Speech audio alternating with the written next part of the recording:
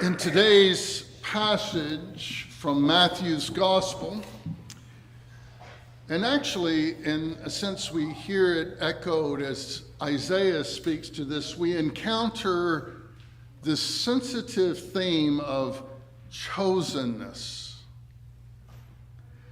I mean, we have to ask, does God have favorites? Is there really only one chosen nation, a chosen people? If God is the creator of us all, the one who breathed life into creation and brought us forth from the elements of the earth and made us humankind, and not this kind of people, this people, but people, then how can this be? Now, not always easy questions to confront or to answer, and quite often preachers like to avoid it. And I mean, not when especially we now know the terrible acts that human beings have perpetrated by those who believe that God is on their side, especially considering the modern day scourge of religious nationalism and what it has done not only in the 20th, but continuing in this 21st century, and goes back, of course, before even Jesus. In this extraordinary story from the gospel today that we read, we encounter a side of Jesus that at first seems to affront all of our modern sensibilities of acceptance. And it should. And I'm so glad that Matthew and other writers are so honest in the way they portray this in a real wrestling, not only of God's people, but even times with Jesus. The words Jesus uses to argue with this Canaanite woman are not ones that we normally expect from his mouth. I mean, what is going on here, Jesus? What happened to you from some of these other passages we hear? Now let's look at the story and its setting as Matthew describes it. Jesus had been teaching, and he had been walking across the country, followed by large crowds, all through Judea and then through Galilee. He has been spending intense time where he heals the sick, forgives sins, and challenges the established thinking on God that it is only for the few or for the religious elite. To everyone who thinks that God is satisfied with just some external piety, he brings the enormous challenge of his spirit and his personal knowledge. He says God looks into the heart. God is not pleased with mere observances. Think about how he starts off today. He's finally had this one little tiff with the Pharisees one more time. Oh, their pots, kettles, and how you eat when you do it. And Jesus says it's not what you put in your mouth, but what comes out of it. And he gets pretty descriptive here, you know. That word sewer is not so translated lightly in earlier translations. Jesus is telling us it is what comes out of us, what we say, that it is important because it then becomes what we do. It's not about, oh, well, I just believe in the right beliefs about God and I have all the doctrine down. But he says if you have a heart that is not changed and empty, it is the blind leading the blind, so to speak. God looks into the heart. God requires a new way, he says, of thinking, a way of praying, a way of being and living. And now it's clearly indicated that Jesus is tired and he's needing to escape the crowds. He needs some Sabbath time. He needs a little bit of rejuvenation. So what does he do? Jesus moves north out of Israel into what is now known as Lebanon, to the ancient cities of Tyre and Sidon. Now, in the Gospel of Mark, He actually says also this, that it says that Jesus entered a home there, probably belonging to friends, and he asked them to keep his visit secret. In other words, do not tell the parish my cell phone number at this moment. Do not let them know I am here. In Matthew, we see him entering this region, probably followed only at this point by his disciples, as good Jews would not have followed. And immediately a woman accosts him. And not with this kind of nice, polite request, but with shouting. Now, I'll say there are many characteristics of this woman that fill us, well, at least me, with a lot of admiration. She must have heard about him even before he entered her city, because she is ready. She is prepared. What she heard about him, she believed. She is not a Jew. Yet, she is using language that is familiar only to the Jewish people of that time. She calls him Son of David. She is absolutely certain that Jesus is who he says he is. Now, unlike his own people who doubt him and try to trip him up at every conversation, she takes it as a given that he is alone has the power to heal her daughter. And because she loves her daughter, she will beg.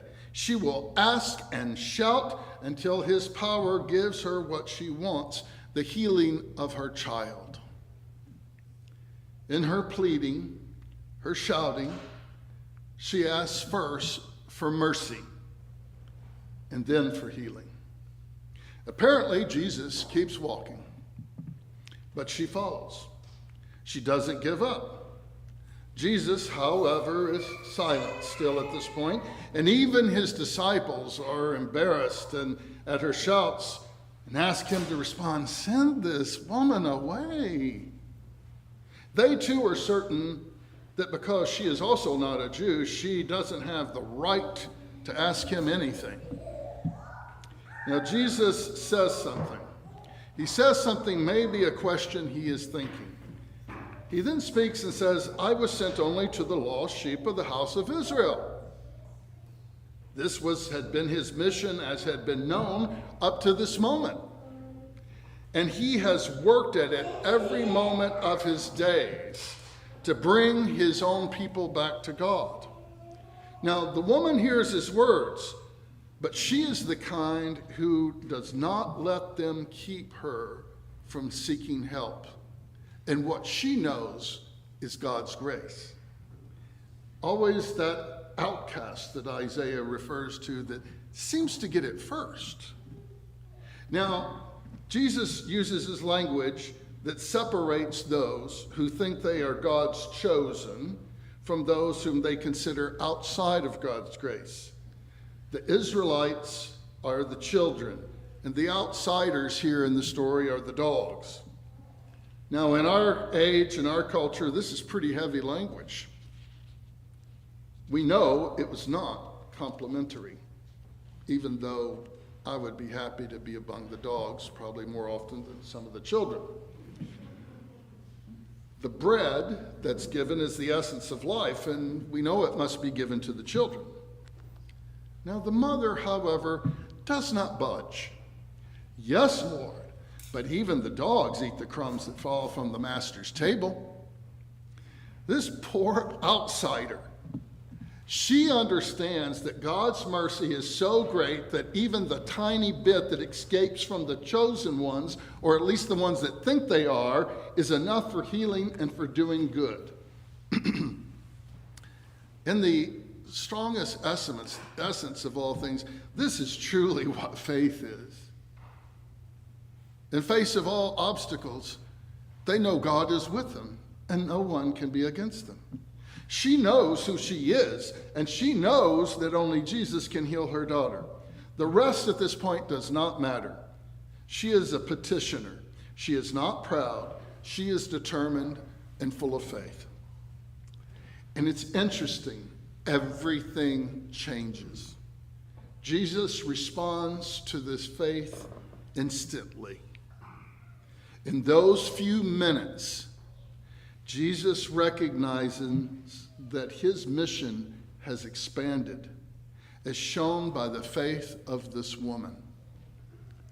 It is after this point that he continues to point to his own people and his own disciples that the stories of those who need grace most seem to know it the most and don't care about their self-pride or whatever they think their belief is, but are willing to come to God, and God every time will respond. And therefore, they give us the higher example.